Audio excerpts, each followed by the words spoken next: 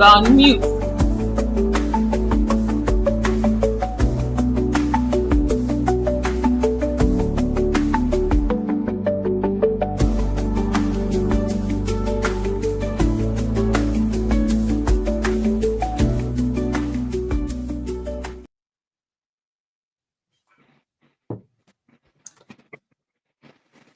Hello, everybody. This is the Adia Pena Show. As always, today is Friday, and we are coming your way with a new topic that we want to treat today. Last week, we treated disadvantages of having a joint account as couples, and today we are going to treat the advantages of having a joint account as couples. So, in the studio with me today is, as always, Mr. Kofi Opoku Apo.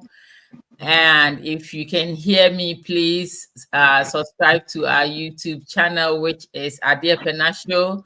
You can also follow us on all social media, Adia Pena Show. My personal Facebook account is Nana Abena Adia Pena. Thank you so much for coming to spend time with us. So, good evening, Mr. Kofi, and thank you so much for coming.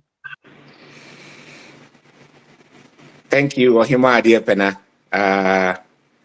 Like I always say, Fridays are for me great. So I want to say, thank God it's Friday. And I know for most of us, especially me, I know Friday marks the end of the work week and the start of a weekend. And so I get a chance to reflect, feel grateful, and get excited about what's coming next. Okay, it's time for me to enjoy some me time, relax, no pressure at all, and be able to hang out with the family, my friends, my neighbors, just be me for a little bit, right? And so thank you for the opportunity to be here.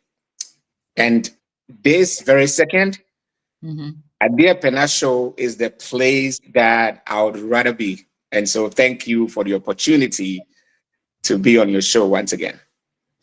You're so welcome, Mr. Kofi. And thank you. I know you're a very busy person, but anytime I call you, you have time to spend with me, and I really appreciate that. So today, like I said earlier, we are treating advantages of having joint account as partners. Can you hear me? Yes, I can hear. There's a little bit of feedback from your end, but I still can hear you. Oh, it's from my end. I don't know how to correct this thing. If you have, do you have your earbuds on? You can put it off, or maybe, but it's clear. I mean, it's good. I think I can hear you. I don't have them on. But Okay. we should proceed. So, we treated the advantages of having a joint account last week as couples last week, and today we are going to look into the advantages of having joint account as couples. So, with that being said, Mr. Kofi, my first question for you is, I don't like this sound. The background noise is too much. I think I can hear you. It's okay. All right. So, my first question to you is, why is money perceived or viewed as a big deal in relationship? Okay. Well, before then, before I say anything, I just want to welcome our viewers. Without them, we'll not be here today. They mean a lot to us and this show. And I know that they are very, very, very well informed, and they're going to come with great ideas, great perspectives, great questions, and input to kind of enrich this. I call this like educational time where we all learn from each other. So viewers, you're welcome. And I want you to, viewers, please if you're hearing any echo or any background noise or any feedback, please let us know so we can try and adjust ourselves. And so thank you as always for making part of Idea Panache Show part of your Friday afternoon. All right. And so here we go. So you said, why is money such a big deal in a relationship? Yeah. Okay. That's a very good question. In my opinion, or in my perspective, I think money plays a huge role in our daily lives. Mm-hmm. It affects how we live our lives, what we pay attention to, and how we feel secure about the future. Okay, that's the general understanding of money. Now, in terms of relationship, especially long-term relationships like marriages or long-term commitments, money becomes even more significant because it affects the shared goals between the couples or the partners or the family or friends or business partners. It affects the duties and the overall quality of life. Okay. Because of the importance of money in any relationship, it is still one of the most emotional and conflict-prone topics that partners talk about or couples, face, right? It is therefore, money is therefore important, right, in every relationship. And so it is critical for couples to understand why this happens, so we can all learn and build healthier financial and emotional connections. Okay. That is what I understand about money. All right. Do you think? I think money in relationship, if both partners make money, or like you are working, we are supporting each other and all that, it's good. Right. It's a significant thing in a relationship, like you said earlier. Without money, there's going to be lack of a lot of stuff, because even if you love this person as high as you can, and money is not coming, or let's say like one person is making the money and the other is not making money or not contributing to anything, I think there's going to be a lot of confliction. There's going to be a lot of friction in the relationship, either being it just a mere relationship or you guys are a couple. So money plays a vital role in every relationship. So Thank you. I just wanted your perspective to also, kind of know how you understand it. So money is good. Money in every relationship is a very good thing. Without money, I don't know how couples will like live or relate to each other, no matter the amount of love that you have for your partner. If let's say your boyfriend or your husband doesn't have money and you are the only one supporting, or maybe it's only the husband that is working and the wife is just home doing nothing, there's going to be a lot of friction in the relationship. And if there's friction in the relationship, it causes a lot of stuff like emotional stress and all of depression and everything. So money is good. So back to our view, you can hear us. We also want to hear your opinion about money, how money, the impact of money in relationship, even though that is not what we're talking about today, but we just want to start this today. So thank you very much, Mr. Kofi, for your opinion about money in relationships. So we are going straight to what we started last week. We started with disadvantages of having joint account as couples. So today we are discussing the advantages of having joint account as couples. So what is your opinion about having joint account as couples? Okay. Thank you. That's also a good question.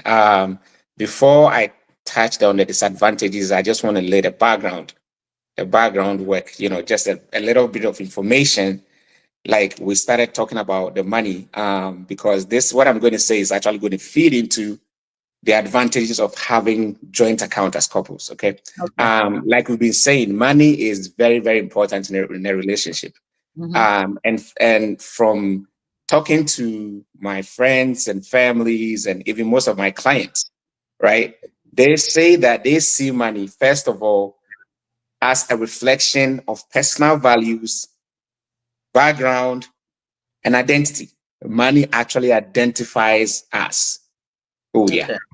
This is due to the fact that every person has different financial background, right? And when you enter into a relationship, you are bringing that kind of upbringing to that relationship. Your view on spending, saving, debt, and risk is influenced by how you're raised. Culture also plays a part, and personal experience plays a part. And so when two people from two different backgrounds, right, bring their attitude towards money, there's conflict, or conflict is likely to happen unless the two decide to communicate intentionally about that, right? Okay. And so that is important. I'm laying the background work here. For instance, one partner might have been raised in a household that values saving money, right? Okay. While the other might think of money as something to use for enjoying life and focusing on experiences. Now, Yeah. these two different beliefs can impact everyday financial choices Right. and future planning among that couple, right? And so, since money is closely linked to identity and values, talking about it can feel very personal, almost like questioning someone's belief when it comes to money. That's how personal money is, right? So, this emotional aspect can often cause people to become defensive or pull away during discussions about money. It's not anything personal, it's just because of the way they've been raised about money. That is the Okay. first one. Secondly, others also tell me that money can create power dynamics and control issues, right? That's true. Money is usually linked to freedom and control in relationships, where one partner makes, especially when one partner makes a lot of money. Let's say you and I, when you make a lot of money more than me, um, or you manage the finances. This in Better this case, talking about business partners, it can create power imbalance, right? Okay. And this can lead to a feeling sometimes of resentment, insecurity, and even manipulation. Some couples, some partners use money to manipulate each other, right? Yeah. Exactly. And that shouldn't be. Even in a let's say, serious situations where one person makes all the financial choices, especially in Ghana, in our culture where we think the man has to make all the man is the head of the house. So he has to make all the, decisions and Yeah. financial choices. Sometimes it makes the woman or the other partner feel a little unappreciated or left out, Yeah. right? And so Yeah. this power struggle can create stress sometimes, especially when decisions are made by one person alone, or when spending is mentioned, and instead of talking about it together, you said, this person is always spending money, like you're kind of blaming one person. It brings a lot of tension, right? Right. And then Right. number three, money can create stress. So, like you said earlier, it creates stress, it creates anxiety and fear of, even being around or talking about finances. Financial stress is a major, major, major reason for anxiety, especially when it comes to debt or not having enough money, right?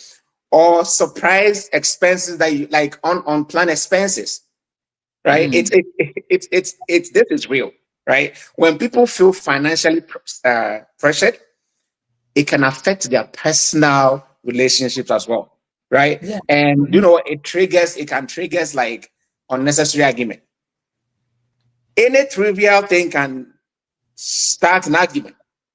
Okay. And it might lead to sometimes bigger worries about the unknown, or the fear of instability or inability to reach your financial goals, or like losing control of your life. Okay. So Yeah. when one partner feels that way, it can bring about stress. And not only that, it can also bring about unnecessary responsibility while you are thinking all the time thinking about money, right? Or someone can even be in denial and try to avoid the issue because one person is kind of using the money to do what? To manipulate or control the other. So the other person don't want to be involved in it. But if partners don't talk openly about money, it's not good. Because ignoring the idea of like having a good conversation about money, right? It makes things worse and it can damage the trust between each other. Then there's a lack of communication. Then there's often lack of communication that is tied to emotions in a relationship and even the roles that each individual has to play in the relationship. Money is very, very important. But if you are not careful, like you said, it might create a lot of issues. Yeah. And so then it brings me to the question about why it is so important for couples to have joint accounts, right? Because having joint accounts, you are having joint account because you want to put you want to put your money together. You want to plan together. So it's still about money, right? So I would say that money is not just a way that couples think about buying things, right?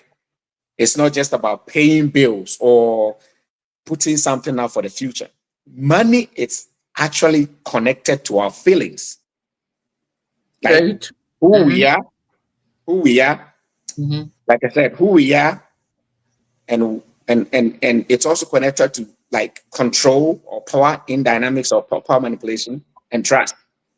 That is why money is such a touchy subject in relationship. But today, I want all our viewers to know that look, money shouldn't be a touchy subject. We should be confident and comfortable to talk about money and plan in a way such that it will enhance our relationship. The secret of getting past money-related stress is to talk about it openly, honestly, and regularly. Okay, and what my friends, because those are the people I talk to, I gather most of my perspective from my friends, my clients, and my neighbors, right? And the advantages that they talk about having joint account is a lot. You think it's a lot more than disadvantages having a joint account at disadvantage? In my perspective, yes, it is more than. I'm going to give you 8 of them. Okay, hold on. Let me acknowledge some of our viewers here. So my dear sister Bernice is here. Bernice is telling everybody to share so we can all learn something about money. So everybody, if you are watching us, you can share. And Mr. Asante is asking if he's too late. No, Mr. Asante, you are not too late. And welcome to the Adepena show. I have Mr. Barnes here. Said money makes it easy to budget for a joint project, and this is true. I'm sorry, I don't know why today I'm having some feedback at my end, so forgive me if you are hearing some sort of feedback from me. Mr. Banks also said serves as a financial security. This is very true. Sabrina said joint account enables couples to track all expenses. I like that, but this is where the fight comes, right? When one person decides to spend more than the other, that's where, because everybody's, whenever there is like a swipe of a card, the notification comes in. Mr. Santi said, mutually assured joint account makes planned projects go faster and smoother. And this is very good. Welcome to all our viewers. If you can hear my voice, please share this this so others too can learn as we move forward. Mr. Kofi, I'm back to you. Thank you. Oh man, I love our audience. You see the response that they are putting there. All Yeah. these responses come from a place of experience, right? Most of them have relationships, or they have people that have beautiful relationships, or going through some difficulties. So everything that they are sharing is what is actually happening, and that's the truth. There's no way to learn than to actually learn from the experienced, right? You can read a book, but if you hear from the person that is experiencing it, it's 100%. So thank you, our viewers, for all those beautiful and those deep, deep, deep, deep thoughts and contributions. Okay, so I'm going to add to all that you have said. All that you have said 100%, but I'm also going to add what I heard from my friends and my clients and my business, associates and all that. That's what they say. So, although a joint account, this is what I want to start. I want to put this a caveat. I want to start it this way so people understand some things. Although joint account is important, it is not suitable, or it might not be suitable for every couple. So I want to put that one there first. Okay. Okay. However, joint account provides some great advantages that can enhance financial situations and strengthen relationships. All right. Okay. And so, like I said, many of my friends, this is what they say. Because they have joint account, it enhances transparency and trust among them. All right. How? And I'm going to explain. And that is this. They said one of the biggest benefit of they having a joint account is that it helps them be open about money. Okay. Number one. Now, number two, they also says that because they use the same account, they can easily see where money comes from and where money goes, like what one of our viewers said, right? Mm-hmm. And so this openness can help them be responsible. It will help them not be secretive or hasty in their spending habit, and make financial situation more honest, right? So in relationships, hiding money from each other is a common reason why arguments comes about, right? When there's friction and there's all that, right? But if you have a joint account, it helps clear up a lot of secrecy and encourage partners to talk openly about what to buy, their budget and their financial goals. And over time, this honesty builds what? Trust, which is really important for a strong, lasting relationship. And so joint accounts can enhance transparency and trust. That's right. For example, say when a couple can see what others spend and contribute. So, for example, I know that, let me use you and I. So let's say maybe we're a couple, and then you bring in $50,000, I bring in $10,000. But we all know how much each of us spend and each of us contribute. It creates a feeling of what? Shared responsibility and openness. That helps each other feel closer and reduces what? Money misunderstanding. So that's what I'm talking about, enhancing transparency and trust. The second thing they say is that joint account simplifies budgeting and money management. Somebody also said that, right? Couples often deal with a tricky, it's not everybody, but some people think that, managing bills, how to pay your bills, how to pay your rent or mortgage, utility bills, groceries, and other shared costs can sometimes be tricky. And having joint account can help you manage that well, because a joint account can really help make that easier, in the sense that when money is put together in the same account, partners can pay the bill. So it's not like, oh, we've forgotten to pay that bill. All the bills come from one account, so it's easily managed, right? It's easily to keep track of spending and also handle the budget in a more effective way, right? And so if all your income and expenses go through one account, it makes it simpler to create what? A single budget. Okay. And I know a lot of people don't even talk about budget, but it's something we need to start talking about. In fact, as a matter of fact, we need to have more financial education, because it's good. It's very, very good. And I like this what we're doing right now. A lot of people don't have, money, like we talked about it earlier. It's like people don't like talking about money at all, because Right. you want to know how my finances is doing and all of that. People don't want to share Yeah. ideas about finances. So Yeah. I That like. is true. Me too. And so, anyway, going back to it, thank you. Going back to it, if you have joint account and the money that comes in and goes out, you guys know what it is and you're able to track it. What my friends or my clients were saying is that if one partner is responsible for paying bills or paying rent, and the other is responsible for taking care of groceries and utilities, right?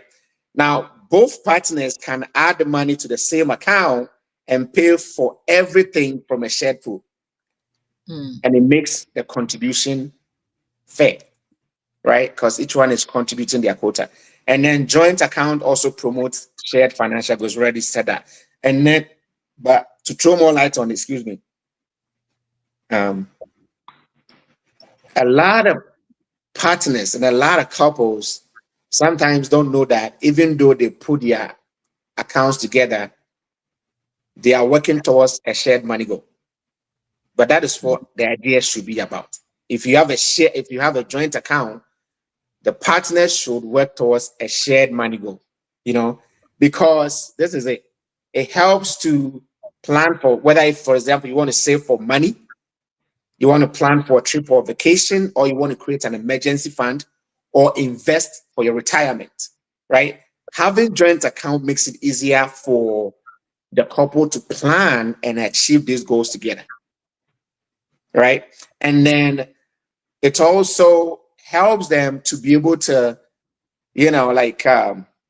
set financial goals as one, not working against each other. You are thinking about buying a house. Me, I'm thinking about buying a car. We don't have shared responsibility, and that sometimes creates conflict, right? But if we have a financial goal and we sit down and we plan, okay, we are all planning to get a down payment for a house, or we are all get it's. Do you know what it happens? It brings about mutual respect. It brings about transparency, and it brings about what? Shared financial goals, which is very, very important. For example, like I said, we will decide to put down $20,000 for a house. And how long are we going to do that? We want to do that over a 1 year period, or want to do over 3, 4, 5 years period. We are all aiming and planning towards a common goal, right? And so that makes it easier for both of us to track it and to monitor it to make sure that nothing deviates us from it to actually achieve our goal. And then this is also very important. The last one I want to say, having financial account facilitates emergency preparedness, and this happens during tough times, like let's say health emergencies, or when one partner or both partners lose a job, or one knows that, hey, my job is not secured, or let's say there's an unexpected emergency. Having money available is super important. Why? Because that joint account will let either party go and get money when you need it without actually going through any legal or any logistical order. Because if we don't have a joint account, I need permission from you to take care of emergency. Let's say you are sick and I need money to take care of you. Because you don't have a joint account, now I have to go and find a lawyer or to go to the bank and try and figure out how I'm going to get money to take care of you. But if you have one joint account, what happens? It makes things easier. I can do that without even any stress, right? Especially, let's say, if you're on a trip, you've gone to visit people, or maybe travel to Ghana, or you're on a work, whatever, and there's an emergency in the house. I'll be able to take care of the house without any problem if we have joint account. And so it is very, very, very, very important. And the most good example for me to say right now for this is, think about it. If let's say one spouse, let's say for me, I get seriously sick or maybe I die, the other partner can quickly use the joint account to pay bills or handle any expenses, which would avoid a lot of problems that come if the accounts are individual. Does that make sense? So having joint account is very, very, very good. And then it also fosters what we call a team mentality. Having joint account can really demonstrate that the marriage or the relationship is about teamwork, not just about individuals, right? It's not that I just came to marry you. I'm minding my own finances. I don't care what the other person is going through. No. If you have joint account and you have a shared goal, it fosters one mentality. We are all working for the same team. And so making financial choices like making big decisions in life becomes something that both partners will do together. Like some of our cultures in Ghana, as Antifo say, right now, the pa fabric you say, you know, couples, please listen to me. Listen to me. Those things are cultural, but we don't have to really go by it. Okay. Once you're in a long-term relationship like marriage, you have to see yourself as one team. And one team means that if you want to co-mingle your money, you want to put your money in one account, it helps you make all the bigger life decisions to help make the relationship better. Each person helps to take part of the managing the household money or the money that comes in. And it makes communication better. It improves things in the marriage, and it's like you guys are one team. You can't tell from me or you can't tell from you. We are working together. And this approach helps couples become more financially compatible and strong, right? And so this is good. For example, if one partner make a lot of money, I'm using it again. You make $50,000 and I make $5,000. Having joint account, you know what it will do? It will make me feel like we are equal. Like I feel like, oh, this man, even though it's not mine, I feel like, it's mine as well because we were both doing what? We were both putting our money together. It doesn't matter how small I put together, it's our money. It makes me feel like I am valued and appreciated. Yes. A home from everybody in Kakra. So, and finally, for those of us that are here in America, I want to say this. Don't forget in America. I want you to start thinking about this. Look, this is my opinion, right? Having joint account make it easier for record keeping and tax filing purposes for taxes. Yeah. And here, now, if you're a couple, okay, and you file your taxes together, or if you have a joint account and file taxes together, it makes it easier to keep track of everything, right? It gives you the one place to see all your money coming in and going out, which can help you during tax time and make things less hectic and more organized. Also, I think that managing your money this way can help you keep an eye on whether you qualify for tax credit. Look, there's a lot of things in taxes that you can take advantage of, but if you don't know, you wouldn't know. Okay, so I'm just putting this out there. Even having joint account can help you. I'm not saying all the time, but sometimes if you know what to do, if you understand the Uncle Sam system very well, can help you take advantage of some, tax credits, tax deductions, or government help. That needs a lot of proof of share of finances, because there are some tax advantages that when you are married as a couple, you can get advantage of versus having individual, right?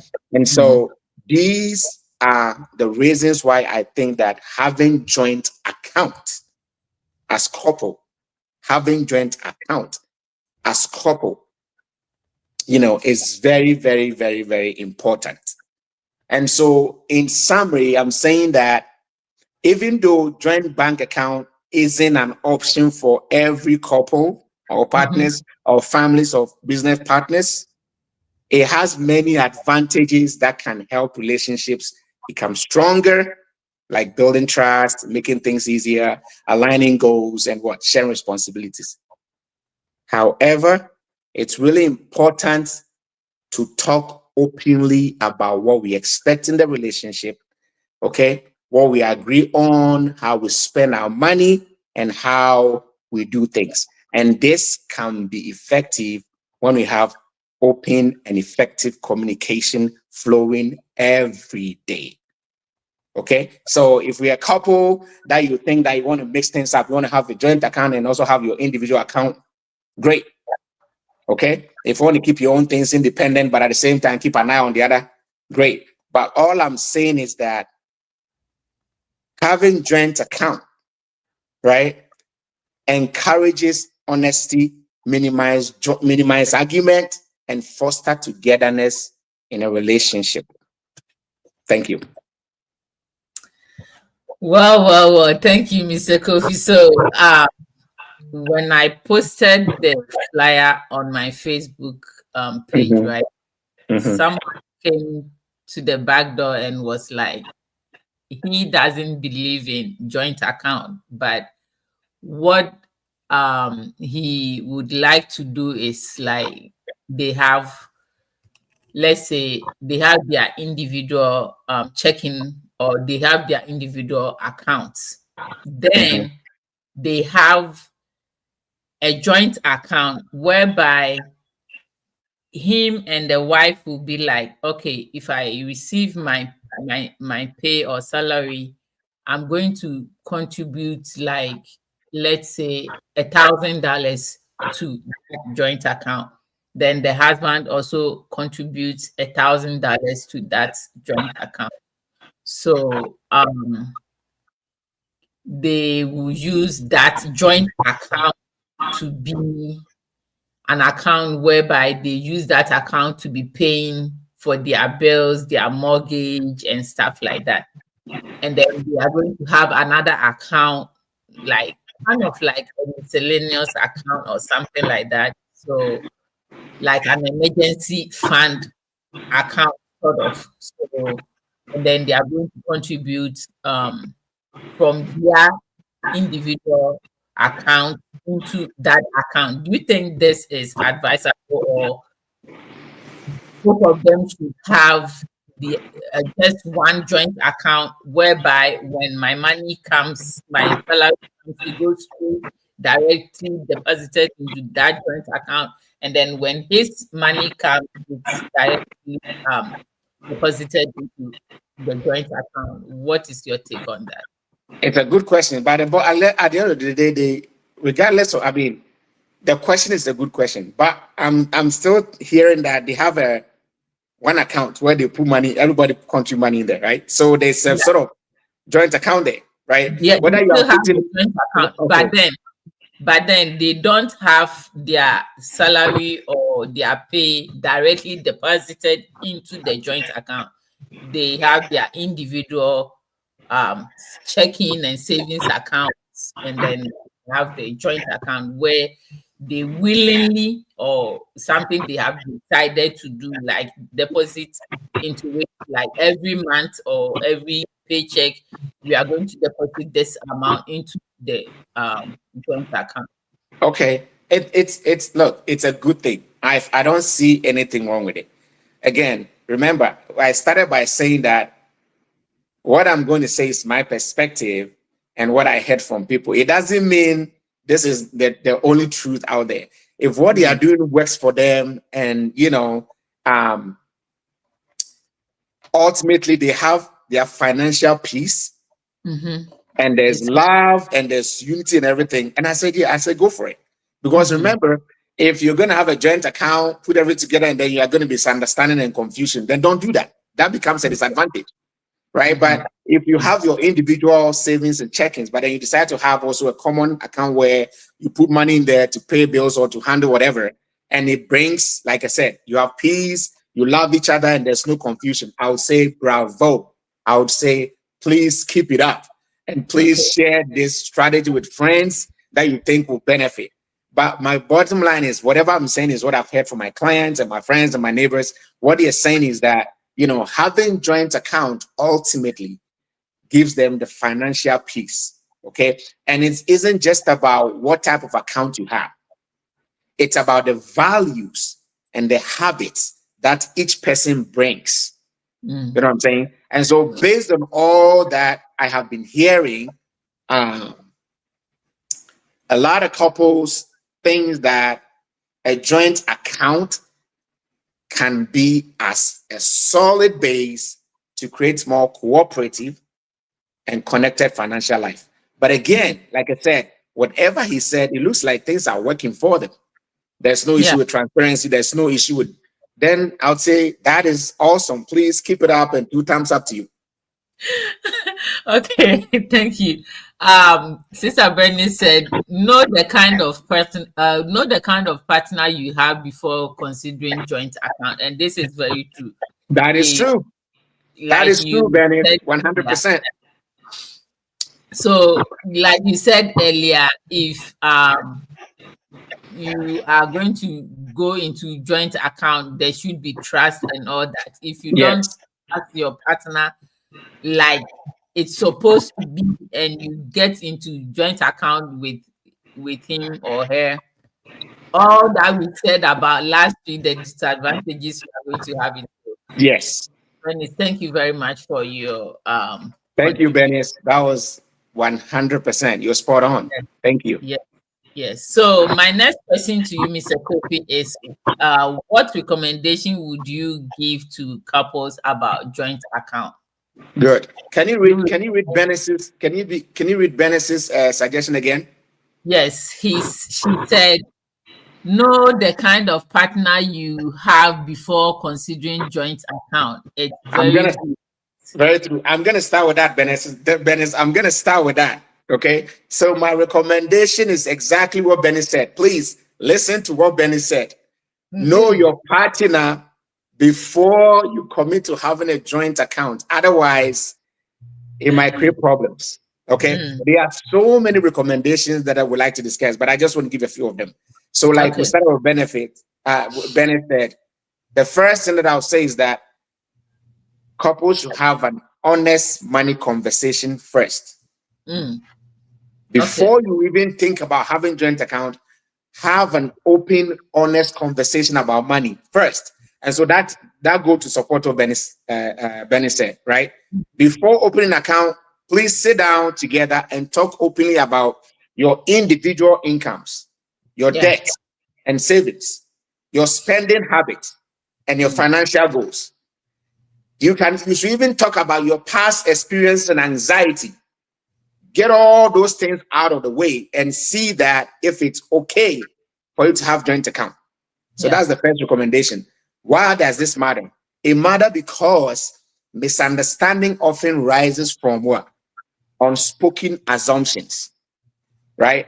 I'm assuming that, once we are together and we love each other, everything will be okay. No, when it comes to money, there's nothing like love.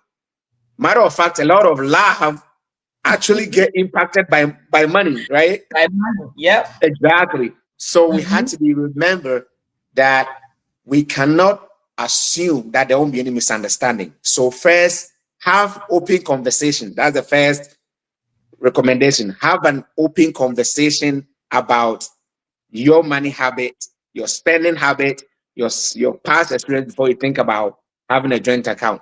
The second thing I'm going to say is set clear guidelines and spending limits.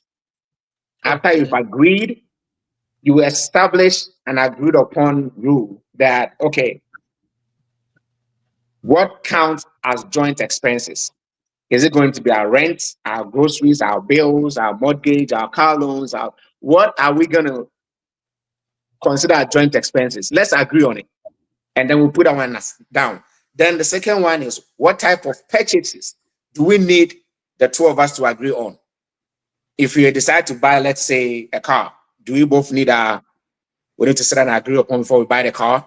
If we want to buy a house, if we want to do anything for the kids, we need to have that conversation. What type of purchases needs mutual approval? And then we can also agree on the maximum spending limit before consulting each other. For example, I can spend up to $50 without telling my partner, right? But if I'm going to do something, or I'm going to buy something, or I need money that is going to cost more than $50, then I need to what? Talk to my partner, consult her, let her know, right? This agreement is very, very, very important. So, for example, we are going to agree that we're not going to spend $200 from the joint account without first discussing it. We can put that rule down. And so anything that goes beyond $200, we need to have a conversation. You know, I know, and then it brings peace of mind. The next recommendation is what? Decide on the contribution method you asked that question earlier, right? Right. Mm-hmm. Either you're going to do the equal or proportional contribution method. What I mean by that is that, it's not all couples that earn the same income, right? And so you have to decide whether to contribute equally. For example, you're going to say, okay, I'm going to put $1,000 down. You're going to put $1,000 down, or I'm going to contribute $1,000. Going to contribute $1,000 every month or every pay period, like you're saying, or every paycheck. All right. Yeah. So that is, you have to agree whether you have to contribute equally, or you should also agree this is for people or for couples that have different incomes. Maybe the woman is earning more than the man. You can also talk about or agree to contribute proportionally to your income. So, for example, you're going to say, okay, we're going to contribute 30% of our income. So if you make $50,000, you contribute 30% of that. If I make $5,000, I contribute 5% of that. I mean, 30% of that, right? And so we have to agree and decide and agree on the method of what? Contributing to the joint account. Now, I want to make this point. Remember, being fair doesn't always mean 50-50, right? When it comes to money, or when it comes to when the one person is earning more than the other, being fair doesn't mean you contribute 50-50. It means that both partners contribute in a way that feels what? Equitable. So if I'm making $5,000 and I can contribute $500, and you're making $50,000 and you can contribute $5,000, that is equitable. Okay. It's not 50-50, but it's equitable. That's why I made the note that, please remember, fair doesn't always mean 50-50. It doesn't mean you make $50,000 and you contribute $500, and somebody's making $5,000 and a person contributes $500. That is not fair. Right? And so you have to make sure you have that conversation to actually understand, the kind of contribution method that you guys want to use. And then the next one I'm going to say, I'm going to recommend is maintain an open and regular communication. I can't stress this enough. I should have said this first. Open communication about money is the ultimate glue that make the partnership or the relationship stick. Open communication, not just communication, effective communication. I think we said this some time ago. About money. Have an open and regular, effective communication about money. Review your accounts together monthly or bi-weekly or regularly. Use the time to discuss about your spending habits, your saving habits, and any unplanned or some upcoming expenses that you guys are not aware of. You need to communicate. And then you also need to celebrate the financial wins together. For example, this is what I'm going to say. For example, we bought a car. We are paying the car loan and we're able to pay off the car. We should celebrate, right? Or I've been able to help you pay off your student's loan. We should celebrate. We pay off a debt. Let's celebrate and say that, we've been able to do this. So Charlie, kudos. Let's keep it up for reaching our financial goal. Celebrating those little things is also very, very important. Okay, I know some of the cultures, but we need to start trying to cultivate the habit of enjoying each other. Little by little things. It's okay to celebrate. Just go out there on a date and celebrate. You pay off the car loan, or it's all good, right? Right. And the reason is that if we have a regular check-ins on our finances and we are communicating regularly, it prevents surprises and build trust. Right? And then also, I'm going to say that consider, this is for some people, like this also goes to answer your question you asked about keeping separate account but having a common one. I would say that you can do that. And that is where we say you consider what we call the hybrid approach. Right. Right. So the hybrid approach where you have one common joint account, but then you maintain your individual accounts. Right? So that's what I'm going to say. So while you have a joint account, you use that to pay common bills, whatever, right? So you have that, and then you maintain your individual account and savings account. I think it's healthy for each partner to also have, like I said, if you have that, it's healthy to have your own personal account for, whatever it is you want to do. This allows for what? Personal freedom and spending, right? Because sometimes, like you said previously, if I want to surprise you, I don't want to get it from the same joint account. I want to be able to do it so that I can surprise you. And otherwise, if I take from the joint account, it's more than $20. I need to ask permission, and I can't even do what I want to do. What are you using it for, and all those questions? Yes. So if you think the hybrid, which we call it, the hybrid approach will work for you, you can do that, but you need to communicate about it, right? It allows you for personal freedom, like I said, surprises or gifts or privacy. And then it can also reduce potential conflict over minor purchases, because we are not always going to the account that we use to pay bills. So if I want to buy something, I don't have to worry about going to that account. I have my own account. All right. So based on what I've heard from my friends, they said it's all about, because of these little things, like their own personal freedom and their own personal things. They just want to use the hybrid method. Right. And then also, one recommendation is that prepare for what ifs. Okay. Before you have a joint account, prepare for all the unknowns and the what ifs. Because remember, no one likes to think about what? Breakups. No one likes to think about one getting sick or one getting, some unexpected life, events happening, or even death. But this is where it's important to plan for the what if, so we call it life events that happens unexpectedly. And what I mean by that is that if you understand what happens, you have to understand what happens to the joint account if one person passes away. This is why I'm talking about survivorship. I think we should do more financial education, so we'll learn a lot of things, okay? So it's important to do that. And then also consider having a written agreement or an estate plan. These are the what ifs, because you don't know what's going to happen. And so for you to have a joint account, what if I die? What if I'm sick? What if I don't have a job? What if we need to consider all the what ifs to see if it's something that we really want to do? Okay. And let's avoid using a joint account. This is for people that, this is not for everybody. This is for some people. I'm just saying that avoid using joint account if trust and legal boundaries aren't firmly in place. Some people are in a relationship, but they don't trust each other, especially when it comes to money. Some people are in relationships, but they have legal boundaries because of maybe your previous relationships or whatever has happened previously. There are all these boundaries. If these things are in place, then I recommend for you to prepare for all the what ifs in the future, so that if you have joint account, you know what you sign up to. All right. And so plan for the future to protect each other and your money. Okay. That is where the what if is important. And finally, please do not view joint account as what? Just anything, just individualism.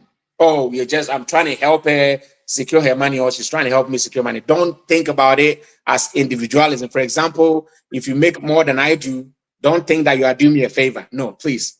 Think about it as team effort, not a power move. Think of it as a team effort and not a power move. Okay. A joint account will never be used to control or monitor the other partner. Okay? It is a tool for collaboration and not domination. So let's focus on the partnership, not the power. Okay?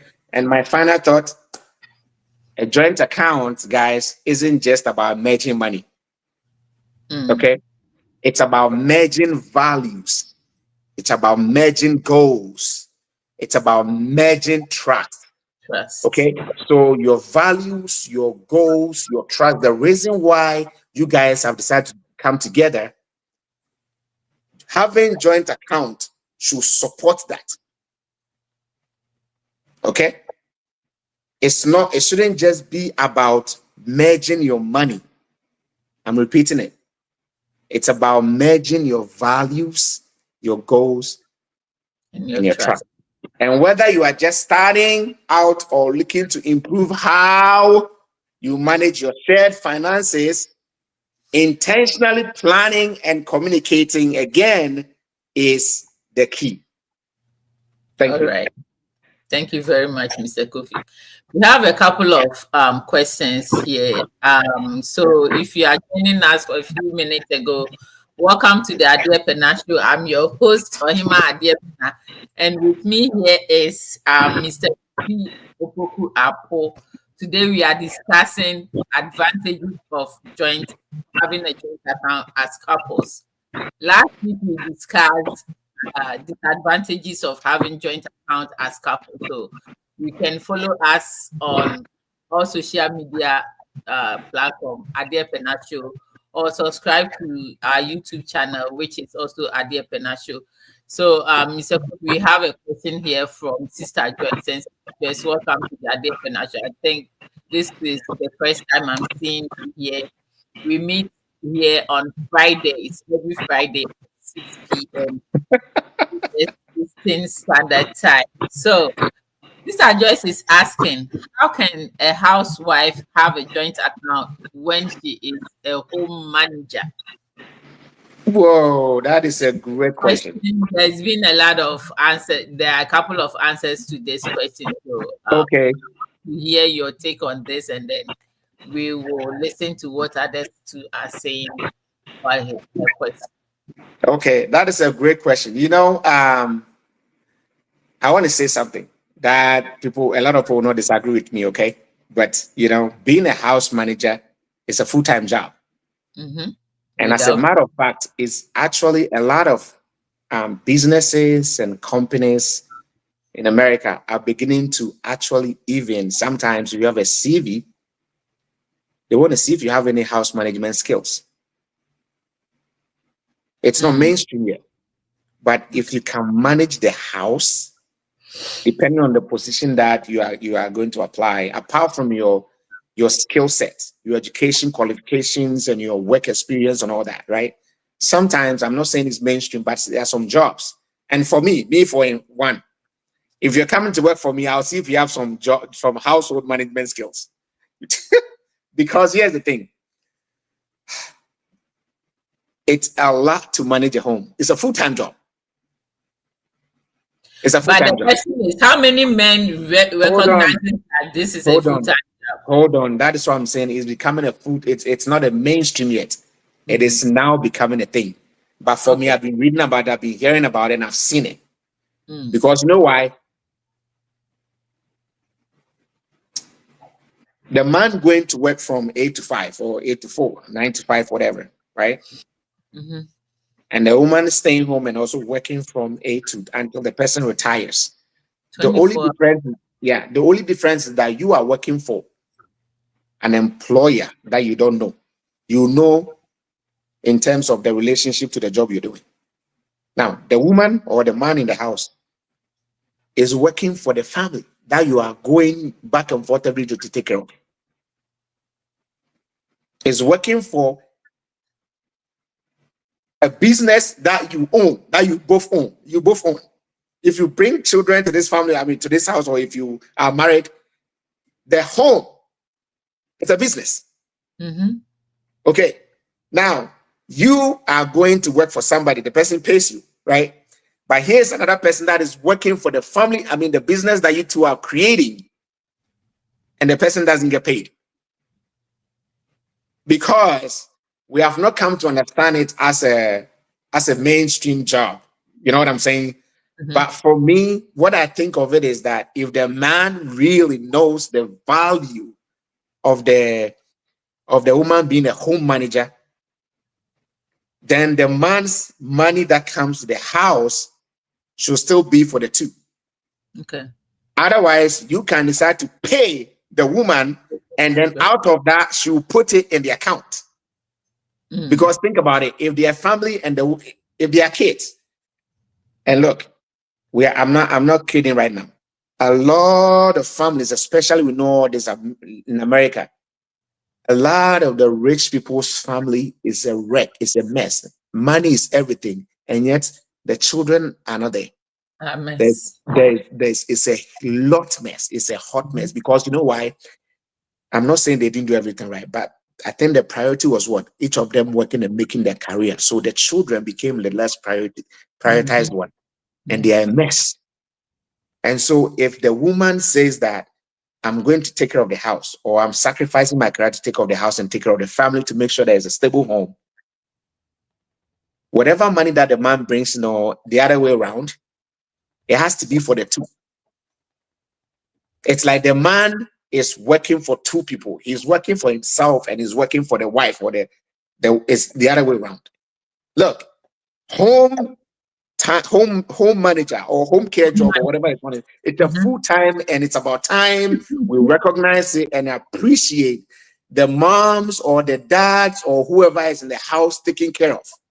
There's no monetary value that you can even attach to that, because without that, the family unity, the family unity doesn't even exist. Even though we place so much like it doesn't, it's nothing important. It is the most important job in the world. And so for me, I'm answering the question by saying that the housewife, even though he doesn't have an income, if the man agrees, if they sit down and they agree, the money that the man brings in, they can both sit down and have a joint account with it, because the woman's income is part of the man's income. I know this is not going to be popular at all. Even maybe I don't think they even like the answer I'm giving, but I'm telling you, there's nothing more valuable and more priceless than a man or a woman that has decided to be a home manager to take care of the home. Thank you. Now let's hear the contributions of the others. So, welcome to the show. I don't know if it's Mr. or Mrs. or Miss Ansa Escudo. Is it for a woman or is for a man? I don't know the name. So whoever you are, this is your contribution to Sister Joyce. There you go. See, somebody agree with me. Yes. So she said the housewife is a partner. So she has a part in whatever the husband makes, just like you said. So I agree. Thank you. Sister Bernice said, Joyce, a good housewife manages the house, the kids, the husband effectively, and even pays bills from the income the husband brings home. So she is equally beneficial of the husband's income, provided she doesn't waste the money on her own interest. That's a good point. That's a great point. That's a great point. Thank you, Bernice. Was it Bernice that said that? Yeah, that's Bernice. Yeah. Good, Bernice. Good point, Bernice. That's awesome. Thank you. Yep. And so it answers the question. As long as, and I like the caveat, as long as the woman doesn't waste the money, or if it's the other way around and the man is the one taking care of him, as long as the man doesn't waste the money that the woman brings in, the man or the woman, whoever is managing the house, is a co-partner. And so whoever is bringing the money have to realize that whatever joint account they have or whatever account they have, the man or the woman or the partner that is taking care of the home is equally part and parcel of the income of the house, the money that comes into the house. Thank you. So this is my take on this question that Joyce brought. To me, I think it depends on certain things, certain factors. So let's say, for instance, you have a child. So you have one child with you and the husband, and you said you are managing the house because you are a stay-home mom and you are taking care of a child. To me, I think if it's just one child, if it's like 2, 3, 4 children, okay, to be a stay-home mom. That is my opinion. that I just want to share. If you have a child and you are like, or maybe some of the men would be like, oh, even as you have a child, you can stay home. That is to your benefit. But as a mother of one child and you want to stay home and be a home manager, I think to me it's a question mark. You can have the child, take him or her to maybe daycare or childcare, something, and then you can work and also contribute. This is my point of view. But then if you have only one child and you are like, oh, I want to stay home because I have a child taking care of, I want to manage. I think to me it's a little kind of like a question mark there. So, Can I answer your question? Or can I ask yes, something to it? Okay. yes, please. This is something that a lot of people that I know have talked about. Those that have one child, especially people here in America, those that don't believe in a lot of children, they have one or two, right? And both partners are well educated, they are well qualified to find a job. But here's the thing.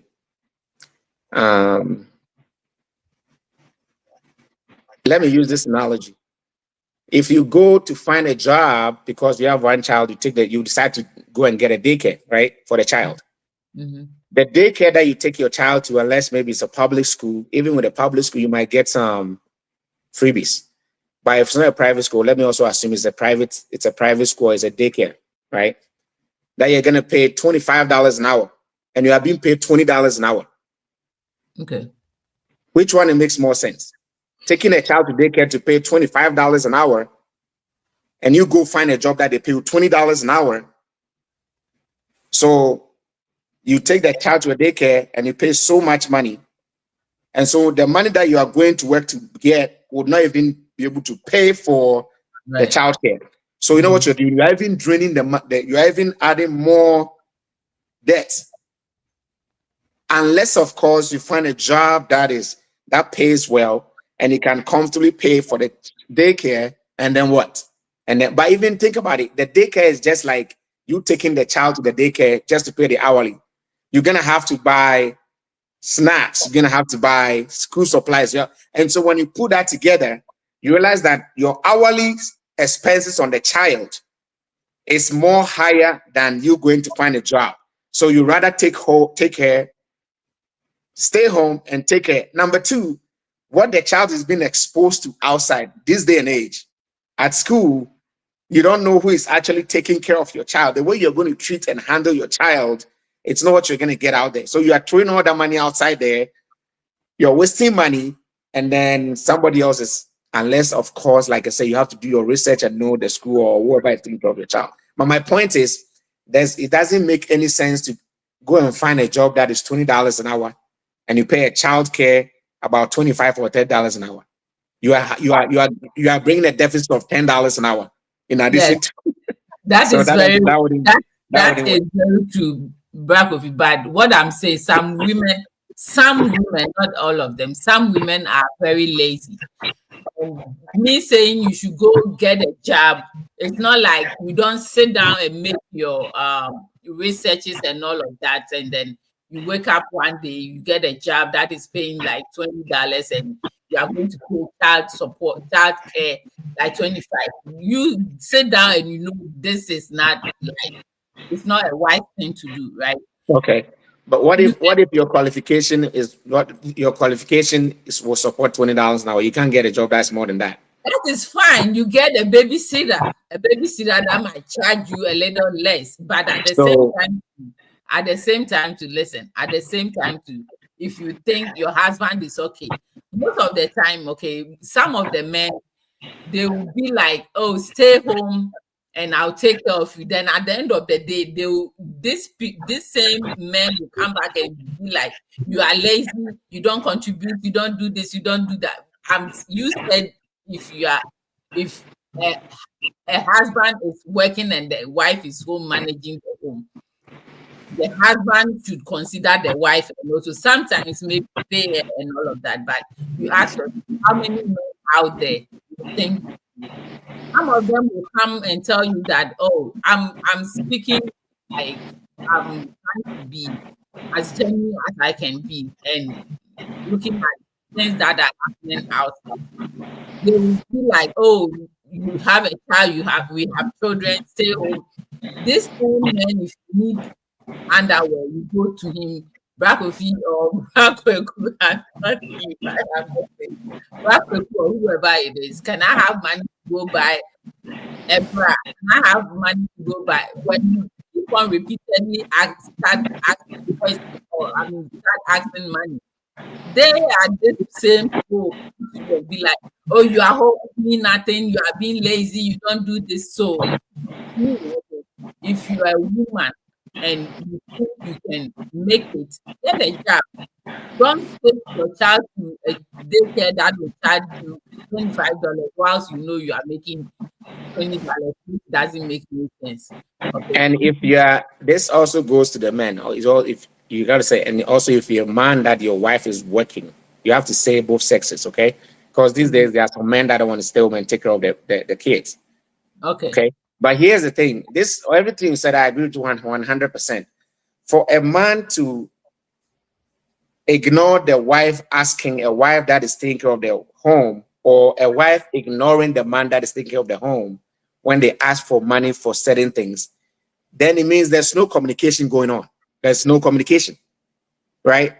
If the man and woman will sit down and communicate, and the man knows that this is what is happening, like I said, both of them sat down and they considered all the pros and cons of having one child, going to school, how much is going to come in, all the unknown factors, and they communicate regularly. I don't think the man will turn around and say, "Oh, you are lazy, you are not working." It happens. It happens like that. It I know happens that. like that. It happens because, like I said, there is no one effective communication.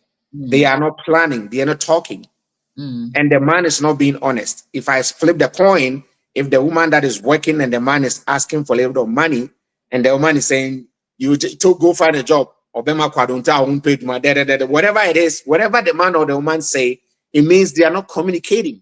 But if they are communicating and they know that the man can work, but they've both decided for him to take care of the house, or the woman can work and they both decide for her to take care of the house, then whatever money that comes in is for the both of them. So if one person is asking for something, you don't turn around and say you are lazy, because you're always having a conversation, and we both made the decision that one of us should stay home and what? Take care of the house. If there's no communication, if there's nothing like that, then obviously, then the person, the partner that is in the house should, like you said, go find a job. But if it's for the good of the family, and both partners have sat down to actually come up with this decision, look, I want to tell you this. For me, I don't believe in like a woman staying at home. I believe that the woman should also find a job, because there's a lot of positive things going out there to work. Because sometimes stay home is just too boring. You get bored, right? There's a lot of good things. But if we weigh the pros and cons, and I feel that working from this time to this time, maybe the early childhood life between 0 and 5 is not convenient for you, we will sit down and we'll plan, and you're going to stay home. And I don't have to be that stupid to come and say that you are lazy, knowing that what you're doing, you are taking care of our family, taking care of the kid. I'll come and tell you that you are lazy because you're asking me for $20 for a bra, or for underwear, or for pads, or whatever it is that you need. And I know that you can work, but we have decided for you to stay and take care of the kids. I had to be smart here. Otherwise, I'm not smart. And it's all boiled down to the fact that there is no what? Communication. But if we communicate and both of us understand, like I said, how we understand money and everything, then we'll not have this issue. But I agree with you that it is there. And some culture, it's even worse. It is very common. So, sister, I don't know, Ansa said, Ansa Asiedu. Is that a female name or a male's name? It's a female name, Ansa. Okay. So, Sister Ansa, I just want to address whoever it is appropriately. So, he or she said, I believe staying home should be an agreement between the two before it happens. This is Exactly.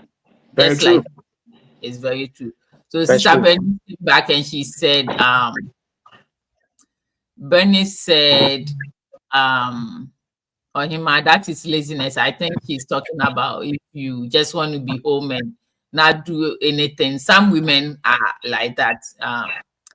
Welcome to the Adia Pena Show, my sweetheart, Barbara. I hope all is well with you. I don't know which part that she said, oh yes, but she said, oh yes. Bernie said, Brakofi is about the woman to stay home. So, Huh?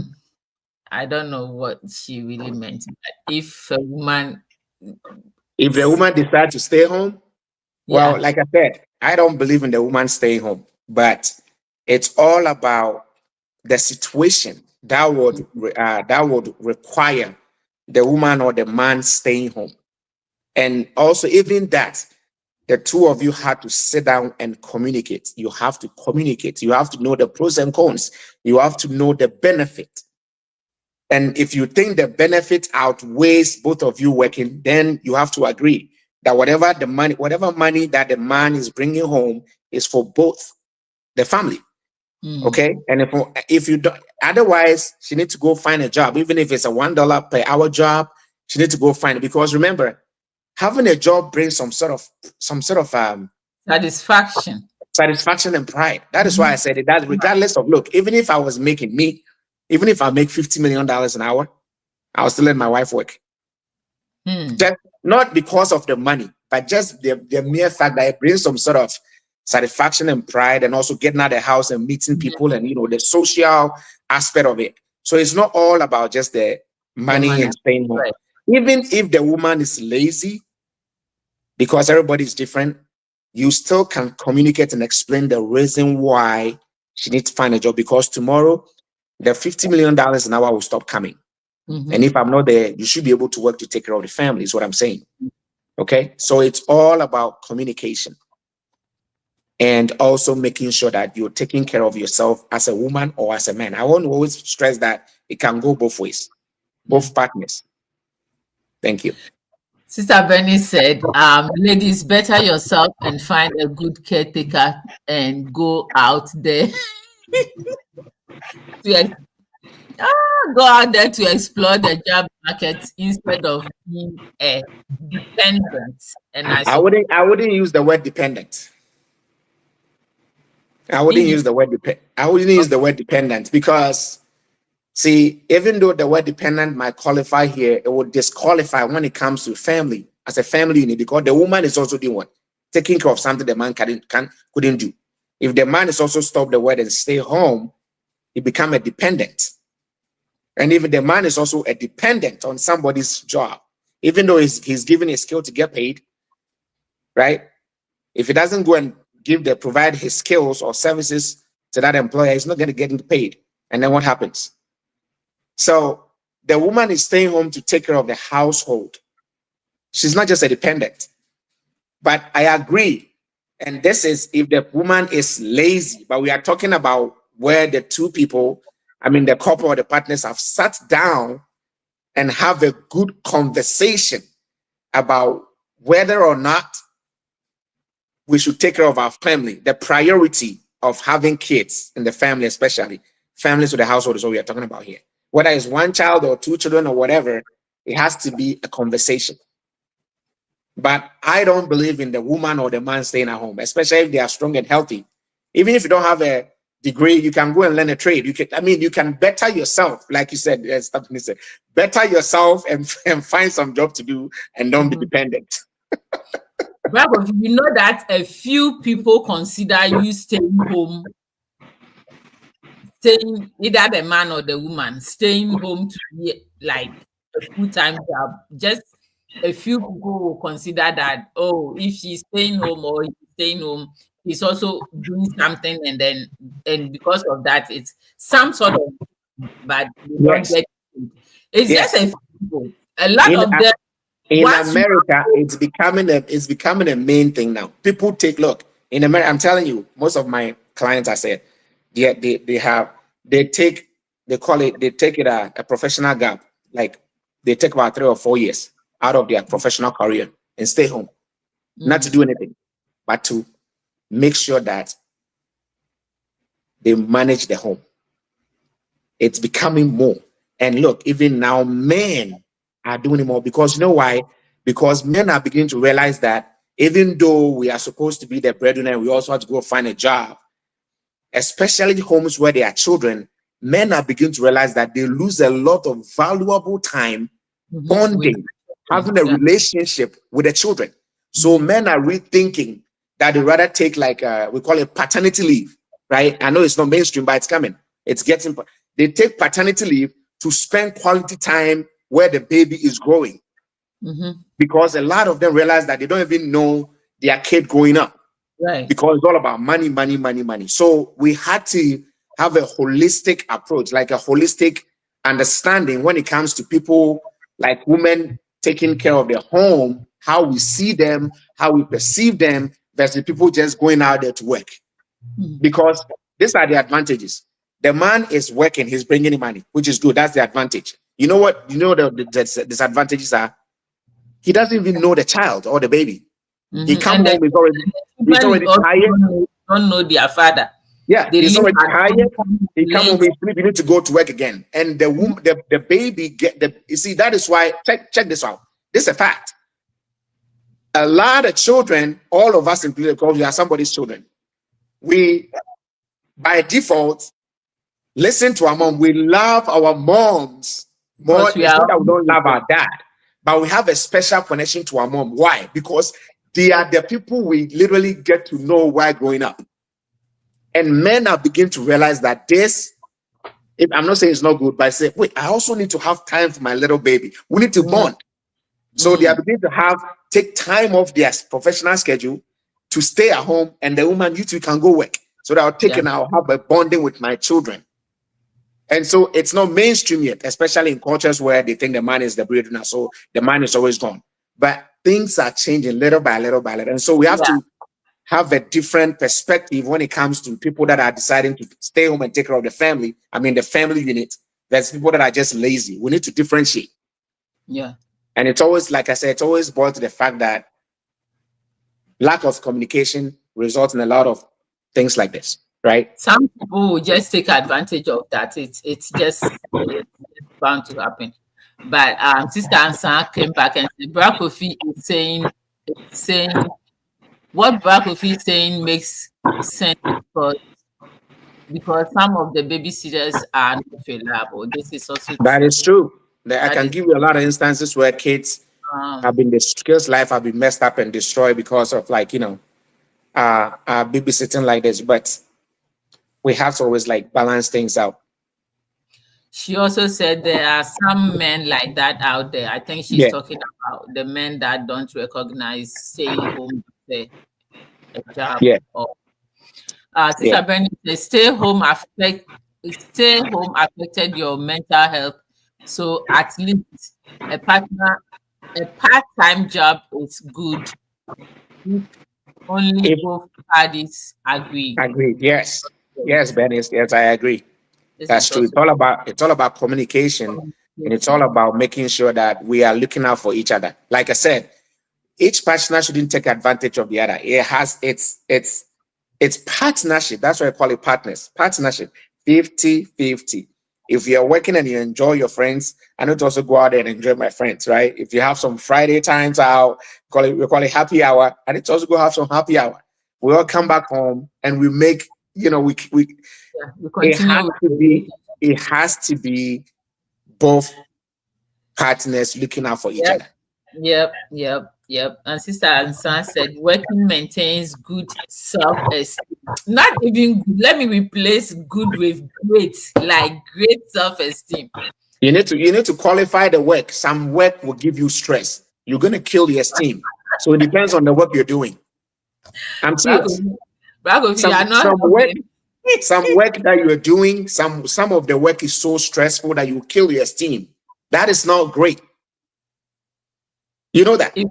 It's very true. But if you are not working and you are home and you are being called lazy and all the names, and you get some sort of job that even sometimes it even like takes the stress Stigma or the from stress. you. Yeah. Yeah. So I mean, to me, I would love to work.